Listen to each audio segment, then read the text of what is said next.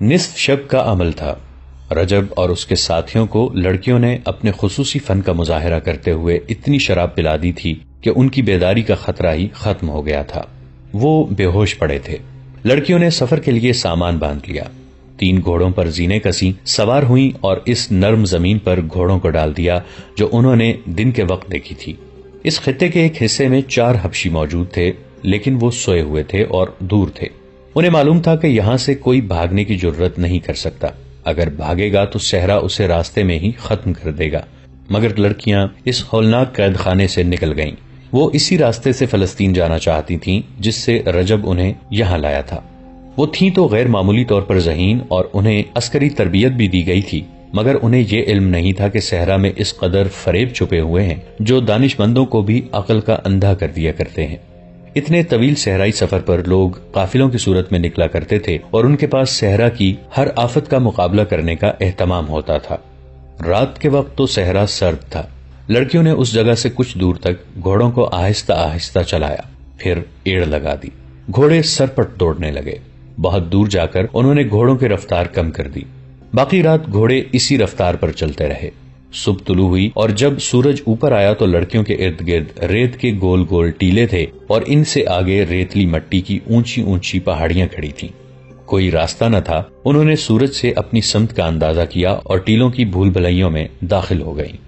گھوڑے پیاسے تھے، لیکن ہر گھوڑے پر پانی کا ایک ایک چھوٹا مشکیزہ تھا جو ایک دن کے لیے بھی کافی نہیں تھا۔ گھوڑوں کو کہاں سے پانی پلایا جاتا؟ لڑکیاں کسی نخلستان کی تلاش میں چلتی چلی گئیں۔ سورج اوپر اٹھتا گیا اور صحرا کو دوزخ بناتا گیا۔ نخلستان کا کہیں نشان اور تصور بھی نظر نہیں آتا تھا۔ رجب اور اس کے ساتھی سورج طلوع ہونے کے بعد بھی نہ جاگے۔ وہ تو بے ہوشی کی نیند سوئے ہوئے تھے۔ پیروہت اپنے 3 حبشیوں کے ساتھ آیا۔ اس نے سب سے پہلے لڑکیوں کے خیمے میں دیکھا۔ خیمہ خالی تھا۔ اس نے رجب کو جگایا اور کہا، دونوں لڑکیاں میرے حوالے کر دو۔ رجب ہڑبڑا کر اٹھا اور پیروہت کو قائل کرنے کی کوشش کرنے لگا کہ وہ ان لڑکیوں کو ضائع نہ کرے۔ اس نے اسے تفصیل سے بتایا کہ ان لڑکیوں سے کام کیا لینا ہے، مگر پیروہت نے اس کی ایک بھی بات نہ مانی۔ رجب نے اپنے ساتھیوں کو جگانا چاہا تو حبشیوں نے اسے پکڑ لیا۔ پیروہت نے پوچھا، لڑکیاں کہاں ہیں؟ رجب نے وہیں سے لڑکیوں کو پکارا تو اسے کوئی جواب نہ ملا۔ خیمے میں جا کر دیکھا، انہیں ادھر ادھر دیکھا، وہ کہیں نظر نہ آئی۔ اچانک نظر زینوں پر پڑی، تینوں زینیں غائب تھیں۔ گھوڑے دیکھے تو 3 گھوڑے غائب تھے۔ رجب نے پیروہت سے کہا، وہ تمہارے ڈر سے بھاگ گئی ہیں، تم نے بڑے کام کی لڑکیوں کو بھگا دیا ہے۔ انہیں تم نے بھگایا ہے، پیروہت نے کہا اور اپنے 3 حبشیوں سے رجب کے متعلق کہا، اسے لے جا کر باندھ دو، اس نے انگوگ کے دیوتا کو پھر ناراض کر دیا ہے۔ اچھے سواروں کو بلاؤ اور لڑکیوں کا پیچھا کرو، وہ دور نہیں جا سکتی۔ رجب کے احتجاج اور منت سماجت کو نظر انداز کرتے ہوئے حبشی اسے اپنے ساتھ لے گئے اور ایک درخت کے ساتھ اسے اس طرح باندھ دیا کہ اس کے ہاتھ پیٹھ پیچھے بندھے ہوئے تھے۔ اس کے سوئے ہوئے ساتھیوں کے ہتھیار اٹھا لیے گئے اور پھر انہیں جگا کر دھمکی دی گئی کہ وہ یہاں سے ہلے تو قتل ہو جائیں گے۔ تھوڑی دیر بعد 6 گھڑ سوار اور شتر سوار آ گئے۔ انہیں لڑکیوں کے تعاقب میں روانہ کر دیا گیا۔ ریت پر 3 گھوڑوں کے قدموں کے نشان صاف تھے۔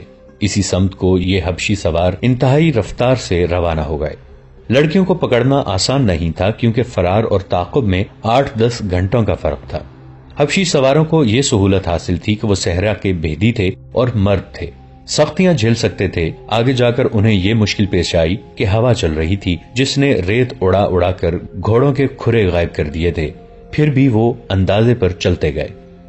3-4 گھنٹوں کے تعاقب کے بعد انہیں ایک طرف سے آسمان پر افق کے کچھ اوپر تک مٹیالی سرخی دکھائی دی جو اوپر اٹھتی اور آگے بڑھتی آ رہی تھی۔ سواروں نے گھبرا کر ایک دوسرے کی طرف دیکھا، گھوڑوں اور اونٹوں کو پیچھے کی طرف موڑ کر سرپٹ دوڑا دیا۔ یہ صحرا کی وہ آندھی آ رہی تھی جو بڑے بڑے ٹیلوں کو ریت کے ذروں میں بدل کر اڑا لے جاتی تھی۔ کوئی انسان یا جانور کہیں رک کر کھڑا رہے یا بیٹھ جائے تو ریت اس کے جسم کے ساتھ رک رک کر اسے زندہ دفن کر دیتی ہے اور اس پر ٹیلا کھڑا ہو جاتا ہے۔ وہاں آندھی سے بچنے کے لیے کوئی مضبوط ٹیلا نہیں تھا۔ وہ بھاگ کر اپنے پہاڑی خطے تک پہنچنا چاہتے تھے جو بہت ہی دور تھا۔ وہاں تک آندھی پہنچ گئی تھی۔ اس خطے کے درخت دوہرے ہو کر چیخ رہے تھے۔ جھیل کے مگرمچھ پہاڑی کے آبی غار میں جا چھپے تھے۔ پیروہت ایک جگہ زمین پر گھٹنے ٹیکے ہوئے ہاتھ ہوا میں بلند کرتا اور زور زور سے زمین پر مارتا تھا۔ ہر بار بلند آواز سے کہتا تھا، انگوک کے دیوتا اپنے قہر کو سمیٹ لے، ہم دو بہت ہی خوبصورت لڑکیاں تیرے قدموں میں پیش کر رہے ہیں۔ وہ اس آندھی کو دیوتا کا قہر سمجھ رہا تھا۔ صحرا اور آندھی کا چولی دامن کا ساتھ تھا، لیکن سرخ اور ایسی تیز و تند آندھی کبھی کبھی چلا کرتی تھی۔ لڑکیوں کو بھی آندھی نے لپیٹ میں لے لیا تھا، ان کے لیے کوئی آڑ اور اوٹ نہیں تھی۔ وہ حبشیوں کے خطرے سے تو بہت دور نکل گئی تھی، مگر صحرا کے ایسے خطرے میں آ گئیں جو ان کے لیے جان لیوا ثابت ہو سکتا تھا۔ ان کے لیے دوسری مصیبت یہ آئی کہ ریت کی بوچھاڑوں اور آندھیوں کے زناٹوں سے گھبرا کر تینوں گھوڑے منہ زور اور بے لگام ہو کر دوڑ پڑے۔ وہ چونکہ اکٹھے برکے تھے، اس لیے اکٹھے ہی دوڑتے جا رہے تھے۔ اس سے یہ فائدہ تو ہوا کہ ریت میں دب جانے کا خطرہ نہ رہا، مگر یہ معلوم نہیں تھا کہ بے لگام گھوڑے کہاں جا رکیں گے اور وہ جگہ اصل راستے سے کتنی دور ہوگی۔ لڑکیوں میں اتنی ہمت نہیں تھی کہ گھوڑوں کو قابو کر لیتی، اور گھوڑوں میں اتنی ہمت نہیں تھی کہ زیادہ دوڑ سکتے۔ وہ پیاسے تھے اور آدھی رات سے مسلسل چل رہے تھے۔ تھکن اور پیاس گھوڑوں کو بے حال کرنے لگی۔ ایک گھوڑا منہ کے بل گرا، اس کی سوار لڑکی ایسی گری کہ گھوڑا اٹھا، اور جب پھر گرا تو لڑکی اس کے نیچے آ گئی۔ اسے مرنا ہی تھا۔ کچھ اور آگے گئے تو ایک گھوڑے کا تنگ ڈھیلا ہو گیا، زین ایک طرف لڑک گئی، اس کی سوار اسی پہلو پر گری، مگر بایاں پاؤں رکاب میں پھنس گیا۔ لڑکی زمین پر گھسیٹتی جانے لگی۔ تیسری لڑکی اس کی کوئی مدد نہیں کر سکتی تھی، اس کا اپنا گھوڑا بے قابو تھا۔ وہ اپنی ساتھی کی چیخیں سنتی رہی، پھر چیخیں خاموش ہو گئیں اور وہ لڑکی کی لاش کو گھوڑے کے ساتھ زمین پر جاتا دیکھتی رہی۔ اس پر دہشت طاری ہو گئی۔ وہ کتنی ہی دلیر کیوں نہ تھی، آخر لڑکی تھی۔ زور زور سے رونے لگی۔ ڈھیلی زین والا گھوڑا یک لخت رک گیا۔ تیسری لڑکی اپنا گھوڑا روک نہ سکی۔ اس نے پیچھے دیکھا، آندھی میں اسے کچھ نظر نہ آیا کہ اس گھوڑے کا حشر کیا ہوا ہے۔ لڑکی تو یقیناً مر چکی تھی۔ تیسری لڑکی اکیلی رہ گئی۔ اس نے رکابوں سے پاؤں ذرا پیچھے کر لیے۔ اس کی دہشت زدگی کا یہ عالم تھا کہ اس نے گھوڑے کی لگام چھوڑ کر ہاتھ آسمان کی طرف اٹھا کر جوڑ دیے اور گلا پھاڑ کر خدا کو پکارنے لگی، میرے عظیم خدا، آسمانوں کے خدا، میرے گناہ معاف کر دے، میں گنہگار ہوں، میرا بال بال گنہگار ہے، گناہ کرنے آئی تھی، میں نے گناہوں میں پرورش پائی ہے، میرے خدا، میں اس وقت بہت چھوٹی تھی جب مجھے بڑوں نے گناہوں کے راستے پر ڈالا تھا، انہوں نے مجھے گناہوں کے سبق دیے، جوان کیا اور کہا کہ جاؤ مردوں کو اپنے حسن اور جسم سے گمراہ کرو، ان کے ہاتھوں انسانوں کو قتل کراؤ، جھوٹ بولو، فریب دو اور بدکار بن جاؤ۔ انہوں نے بتایا تھا کہ یہ صلیب کا فرض ہے، تم پورا کرو گی تو جنت میں جاؤ گی۔ وہ پاگلوں کی طرح چلا رہی تھی اور اس کے گھوڑے کی رفتار گھٹتی جا رہی تھی۔ زارو قطار روتے ہوئے اس نے خدا سے کہا، تیرا جو مذہب سچا ہے مجھے اسی کا معجزہ دکھا۔ اس کے عقیدے متزلزل ہو گئے تھے۔ گناہوں کے احساس نے اس کے دماغ پر قابو پا لیا تھا، موت کے خوف نے اسے فراموش کر دیا تھا کہ اس کا مذہب کیا ہے۔ اسے اپنا ماضی گناہوں میں ڈوبا ہوا نظر آ رہا تھا اور اس کے دل میں یہ احساس بیدار ہوتا جا رہا تھا کہ وہ مردوں کے استعمال کی چیز ہے اور اسے دھوکے اور فریب کے لیے استعمال کیا جا رہا ہے، اور اب سزا صرف اس اکیلی کو مل رہی ہے۔ اسے غشی کی لہر آئی اور گزر گئی۔ اس نے دھاڑ ماری اور سر کو جھٹک کر بلند آواز سے کہا، میری مدد کر میرے خدا، میں ابھی مرنا نہیں چاہتی۔ اور اس کے ساتھ ہی اسے یاد آ گیا کہ وہ یتیم بچی ہے۔ موت کے سامنے انسان ماضی کی طرف بھاگتا ہے، جو انسانی فطرت کا قدرتی رد عمل ہے۔ اس جوان لڑکی نے بھی ماضی میں پناہ لینے کی کوشش کی، مگر وہاں کچھ بھی نہ تھا۔ ماں نہیں تھی، باپ نہیں تھا، کوئی بہن بھائی بھی نہیں تھا۔ اسے یہی کچھ یاد آیا کہ صلیبیوں نے اسے پالا، اس راہ پہ ڈالا جہاں وہ ایک بڑا ہی حسین دھوکہ بن گئی تھی۔ اسے اپنے آپ سے نفرت ہونے لگی، وہ اب بخشش چاہتی تھی۔ اسے غشی آنے لگی۔ گھوڑے کی رفتار اتنی سست ہو گئی تھی کہ وہ بمشکل چل رہا تھا اور اس کے ساتھ آندھی بھی تھمنے لگی۔ لڑکی ہوش کھو بیٹھی تھی۔ سلطان ایوبی نے سرحد کے ساتھ ساتھ گشتی پہرے کا انتظام کر رکھا تھا۔ ان میں سے 3 دستوں کا ہیڈ کوارٹر سوڈان اور مصر کی سرحد سے 4-5 میل اندر کی طرف تھا۔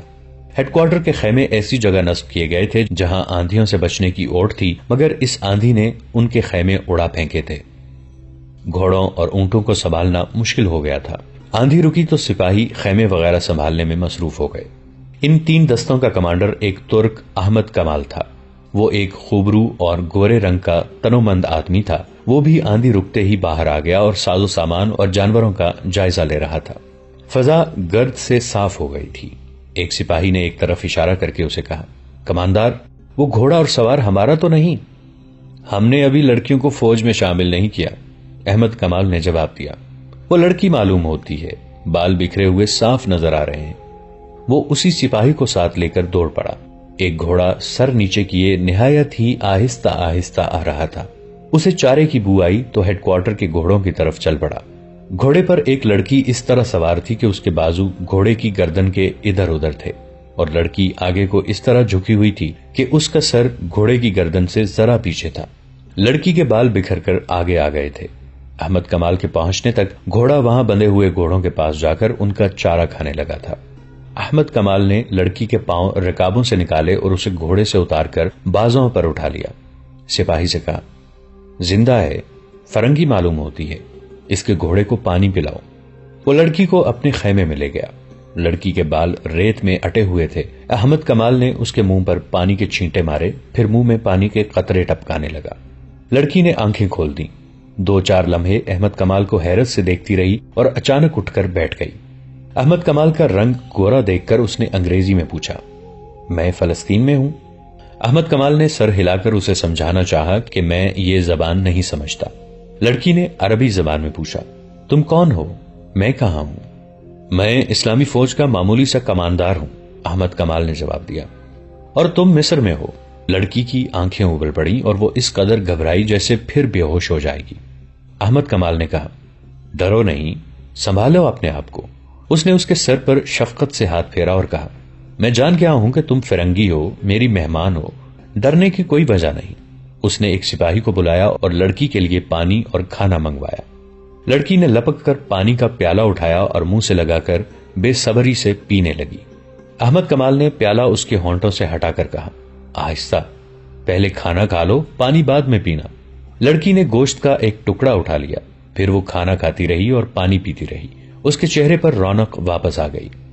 احمد کمال نے ایک خیمہ الگ لگوا رکھا تھا جو اس کا غسل خانہ تھا۔ وہاں پانی کی کمی نہیں تھی۔ خیمہ گاہ ایک نخلستان کے قریب تھی۔ احمد کمال نے کھانے کے بعد لڑکی کو غسل والے خیمے میں داخل کر کے پردے باندھ دیے۔ لڑکی نے غسل تو کر لیا لیکن وہ بہت ہی خوف زدہ تھی، کیونکہ وہ اپنے دشمن کی پناہ میں آ گئی تھی جہاں اسے اچھے سلوک کی توقع نہیں تھی۔ اس کے ذہن میں بچپن سے یہ ڈالا جا رہا تھا کہ مسلمان وحشی ہوتے ہیں اور عورت کے لیے تو وہ درندے ہیں۔ اس خوف کے ساتھ اس پر حبشیوں کا، مگرمچھوں کا اور صحرائی آندھی کا خوف طاری تھا۔ اپنے ساتھ کی دونوں لڑکیوں کی موت، اور وہ بھی ایسی بھیانک موت، اس کے رونگٹے کھڑے کر رہی تھی۔ اس نے غسل کرتے ہوئے بڑی شدت سے محسوس کیا تھا کہ وہ اپنے ناپاک وجود کو دھونے کی کوشش کر رہی ہے جسے دنیا کا پانی پاک نہیں کر سکتا۔ اس نے قسم پرسی کی حالت میں تنگ آ کر اپنے آپ کو صورتحال کے حوالے کر دیا۔ احمد کمال نے یہ دیکھ لیا تھا کہ ایسے حسن اور ایسے دلگداز جسم والی لڑکی معمولی لڑکی نہیں۔ مصر کے اس حصے میں ایسی فرنگی لڑکی کیسے آ سکتی تھی؟ اس نے لڑکی سے پوچھا تو لڑکی نے جواب دیا کہ وہ قافلے سے بچھڑ گئی ہے، آندھی میں گھوڑا بے لگام ہو گیا تھا۔ احمد کمال ایسے جواب سے مطمئن نہیں ہو سکتا تھا۔ اس نے 3-4 اور سوال کیے تو لڑکی کے ہونٹ کانپنے لگے۔ احمد کمال نے کہا، اگر تم یہ کہتی کہ تم اغوا کی ہوئی لڑکی ہو اور آندھی نے تمہیں چھڑا دیا ہے تو شاید میں مان جاتا، تمہیں جھوٹ بولنا نہیں آتا۔ اتنے میں اس کے سپاہی نے، جو احمد کمال کے ساتھ تھا، خیمے کا پردہ اٹھایا اور ایک تھیلا اور ایک مشکیزہ احمد کمال کو دے کر کہا، یہ اس لڑکی کے گھوڑے کی زین کے ساتھ بندھے ہوئے تھے۔ احمد کمال تھیلا کھولنے لگا تو لڑکی نے گھبرا کر تھیلے پر ہاتھ رکھ لیا۔ اس کے چہرے کا رنگ بدل گیا۔ احمد کمال نے تھیلا اسے دے کر کہا، لو، خود کھول کر دکھاؤ۔ لڑکی کی زبان جیسے گنگ ہو گئی تھی۔ اس نے بچوں کے انداز سے تھیلا پیٹھ پیچھے کر لیا۔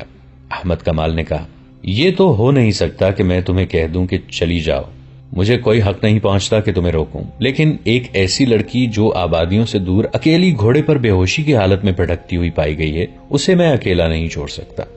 یہ میرا انسانی فرض ہے۔ مجھے اپنا ٹھکانہ بتا دو، میں تمہیں اپنے سپاہیوں کے ساتھ حفاظت سے پہنچا دوں گا۔ اگر نہیں بتاؤ گی تو تمہیں مشتبہ لڑکی سمجھ کر قاہرہ اپنی حکومت کے پاس بھیج دوں گا۔ تم مصری نہیں ہو، تم سوڈانی نہیں ہو۔ لڑکی کے آنسو بہنے لگے۔ وہ جس مصیبت سے گزر کر آئی تھی، اس کی دہشت اور ہولناکی اس پر پہلے ہی غالب تھی۔ اس نے تھیلا احمد کمال کے آگے پھینک دیا۔ احمد نے تھیلا کھولا تو اس میں سے کچھ کھجوریں اور 2-4 چھوٹی موٹی عام سی چیزیں نکلیں اور ایک تھیلی نکلی۔ یہ کھولی تو اس میں سونے کے بہت سے سکے اور ان میں سونے کی باریک سی زنجیر کے ساتھ چھوٹی سی سیاہ لکڑی کی سلیب نکلی۔ احمد کمال اس سے یہی سمجھ سکے کہ لڑکی عیسائی ہے۔ اسے غالباً معلوم نہیں تھا کہ جو عیسائی مسلمانوں کے خلاف لڑنے کے لیے صلیبی لشکر میں شامل ہوتا ہے وہ ایک صلیب پر حلف اٹھاتا ہے اور چھوٹی سی ایک صلیب ہر وقت اپنے پاس رکھتا ہے۔ احمد کمال نے اسے کہا کہ اس تھیلے میں میرے سوال کا جواب نہیں ہے، اگر میں یہ سارا سونا تمہیں دے دوں تو میری مدد کرو گے؟ لڑکی نے پوچھا۔ کیسی مدد؟ مجھے فلسطین پہنچا دو، لڑکی نے جواب دیا، اور مجھ سے کوئی سوال نہ پوچھو۔ میں فلسطین تک بھی پہنچا دوں گا لیکن سوال ضرور پوچھوں گا۔ اگر مجھ سے کچھ بھی نہ پوچھو تو اس کا الگ انعام دوں گی۔ وہ کیا ہوگا؟ گھوڑا تمہیں دے دوں گی، لڑکی نے جواب دیا، اور 3 دنوں کے لیے مجھے اپنی لوڑنی سمجھ لو۔ احمد کمال نے اس سے پہلے ہاتھ میں کبھی اتنا سونا نہیں اٹھایا تھا۔ اس نے ایسا حیران کن حسن اور جسم بھی نہیں دیکھا تھا۔ اس نے اپنے سامنے پڑے ہوئے سونے کے چمکتے ہوئے ٹکڑوں کو دیکھا، پھر لڑکی کے ریشم جیسے بالوں کو دیکھا جو سونے کے تاروں کی طرح چمک رہے تھے، پھر اس کی آنکھوں کو دیکھا جن میں وہ طلسماتی چمک تھی جو بادشاہوں کو ایک دوسرے کا دشمن بنا دیتی تھی۔ وہ تنومند مرد تھا، کماندار تھا، ان دستوں کا حاکم تھا جو سرحد پر پہرا دے رہے تھے۔ اسے روکنے، پوچھنے اور پکڑنے والا کوئی نہیں تھا، مگر اس نے سکے تھیلی میں ڈالے، صلیب بھی تھیلی میں رکھی اور تھیلی لڑکی کی گود میں رکھ دی۔ کیوں؟ لڑکی نے پوچھا۔ یہ قیمت تھوڑی ہے؟ بہت تھوڑی، احمد کمال نے کہا۔ ایمان کی قیمت خدا کے سوا کوئی نہیں دے سکتا۔ لڑکی نے کچھ کہنا چاہا لیکن احمد کمال نے اسے بولنے نہ دیا اور کہا، میں اپنا فرض اور اپنا ایمان فروخت نہیں کر سکتا۔ سارا مصر میرے اعتماد پر آرام کی نیند سوتا ہے۔ 3 مہینے گزرے، سوڈانیوں نے قاہرہ پر حملہ کرنے کی کوشش کی تھی۔ اگر میں یہاں نہ ہوتا اور اگر میں ان کے ہاتھ اپنا ایمان فروخت کر دیتا تو یہ لشکر قاہرہ میں داخل ہو کر تباہی برپا کر دیتا۔ تم مجھے اس لشکر سے زیادہ خطرناک نظر آتی ہو۔ کیا تم جاسوس نہیں ہو؟ نہیں۔ تم یہی بتا دو کہ تمہیں آندھی نے کس ظالم کے پنجے سے بچایا ہے، یا تم آندھی سے بچ کر نکلی ہو؟ لڑکی نے بے معنی سا جواب دیا تو احمد کمال نے کہا، مجھے تمہارے متعلق یہ جاننے کی ضرورت نہیں کہ کون ہو اور کہاں سے آئی ہو۔ میں کل تمہیں قاہرہ کے لیے روانہ کر دوں گا۔ وہاں ہمارا جاسوسی اور سراغ رسانی کا ایک محکمہ ہے، وہ جانے اور تم جانو، میرا فرض پورا ہو جائے گا۔ اگر اجازت دو تو اس وقت میں ذرا آرام کر لوں، لڑکی نے کہا۔ کل جب قاہرہ کے لیے مجھے روانہ کرو گے تو شاید تمہارے سوالوں کا جواب دے دوں۔ لڑکی رات بھر کی جاگی ہوئی اور دن کے ایسے خوفناک سفر کی تھکی ہوئی تھی، لیٹی اور سو گئی۔ احمد کمال نے دیکھا کہ وہ نیند میں ہڑبڑا رہی تھی، بے چینی میں سر ادھر ادھر مارتی تھی اور ایسے پتا چلتا تھا جیسے خواب میں رو رہی ہو۔ دوستو، آج کے لیے اتنا ہی۔ اسی کہانی کی اگلی قسط کے ساتھ بہت جلد حاضر ہوں گے۔ نیچے کامنٹ سیکشن میں اپنی رائے کا اظہار ضرور کیجیے گا۔ ہمارے اس چینل کو سبسکرائب کر کے نیچے موجود بیل آئیکن کو بھی ضرور کلک کیجیے گا۔ اگلی ملاقات تک کے لیے ہمارا اور آپ کا اللہ نگہبان۔